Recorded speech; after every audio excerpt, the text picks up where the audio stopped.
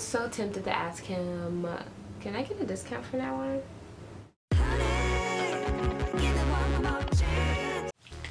Hey guys, it's Janera here. So last week I posted on Snapchat like a mini story time, and I've never got that many screenshots or messages of people asking me to talk about the whole thing and everything that happened. So I was like, you know what, I'm just going to sit down on YouTube and tell you guys what happened.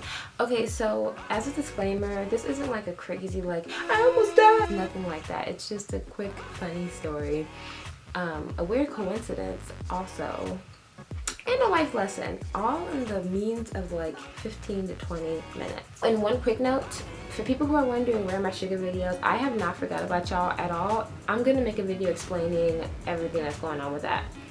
Okay, so me and my friends, well, these are more of associates. This is actually like my last ex's. This is his best friend, and he has like girlfriends who are friends too. So these are more like associates, I would call it, that I was just like, let's go out. Well, no, they told me that they had to run errands, and we just so happened to go to lunch. So we're at lunch, and we decide, okay, there's a few places that we need to go. Sorry, I'm like stuttering. There's a few places that we need to go that's in the area. So we head to Mac. There's like a Sephora, there's a couple other places. So we go there first. And I'm shopping. I needed to get a couple lip liners, and she's getting some stuff. I get in the line, pay for my things, and I hear a voice. This voice is very, very familiar. Very. And I look over and I just see a black guy. And I was just like, is that? But then I was like, no. It cannot be him. It's not him. And I didn't really think about it. Then my friend had to return something there also, so she needed to call the manager. Now the voice guy, he was on the phone trying to place like an order or something for somebody. So she tapped him and was like, I'm gonna need you to overwrite this really quickly. And he's like, okay, give me 1 second. So I'm waiting on the corner by like the foundation, the matching, whatever. And here he comes. When I look at him and he looks at me and we make eye contact, you know how you just know who somebody is? Yeah, we knew who each other was. And I just looked at him, and I'm going to explain to you guys why it's very, very surprising, okay?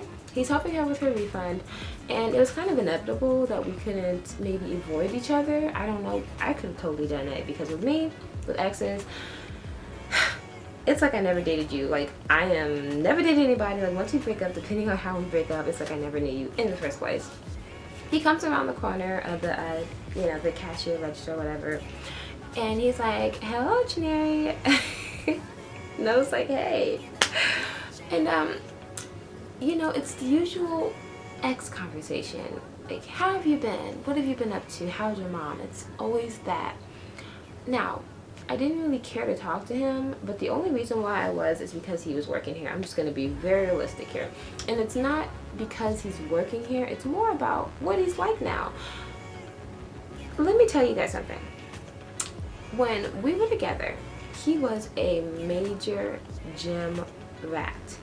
You know those guys. Now, I'm not saying that gay guys don't go to the gym. No. This guy was a homophobic gym rat. He would go to the gym and he would be like, we'll go. He was one of those guys that would kind of like blow me off for the gym. We did not date very long. It was maybe like a month, if I can even call that dating. But it was. Okay, he was. And he would say, hey, I'm gonna do this and that, and when I get back we can go out, but it will be, I'm gonna go to the gym and I need to sit in the sauna and I need to take a shower and I need to stretch for an hour. It was that type of ordeal going on. I wasn't really feeling him that much, and I could just tell that we weren't really compatible, so I he was kind of like a side dude. I don't know. I just didn't think about him that much when we were dating, so it was totally fine that he would blow me off for things, because I just had other stuff going on too. But in hindsight, it's like if I ever wanted to get serious with him, he would not have been the guy. But anyway, we would be eating and he would just be like, I'd be like, oh, how was the gym? I did not really care, but I was just trying to make conversation, so I asked him. And he'd be like, yeah, it was cool, but some F, was looking at me. So, that kind of ruined it a little bit. And I was just looking at him like, you kind of, and mind you guys, this is the guy that kind of like structured and helped me understand that if I'm gonna marry somebody, he cannot be homophobic. He can't care about what other people are doing in their lives. He needs to worry about his damn self. So anyway, he was one of those type of guys. And the crazy thing is that it's always those type of guys who always end up being like on the down low, or something else is going on with them. So that's what brings me to this, and why I'm so surprised that he's working here. It's not because he's a guy who works at Mac. There are plenty of straight men that work at Mac. It's because it's this guy, that guy who's working at Mac. So anyway, he now has a lisp. He's a little bit thinner than what he was. Like, he was a really, really buff guy. I think more than anything, it's the lisp that's throwing me off. He's like, hey, so what you doing? And it's like, and then it just changed. Like, as soon as he started talking to coworkers, he was just all over the place. With me, he reverted back a little bit, but then when somebody else was kind of like talking to him, he's like, okay, I'll be there in a second. It was literally like that. And he was like, so what's up? What are you doing? And it wasn't even like it was his old self. I don't know if he's gay or not. I don't know if he's trying to put on a show so that he can get more clients. I did not go into detail with him because we did not end on a very good note. He was not a very good person in the first place.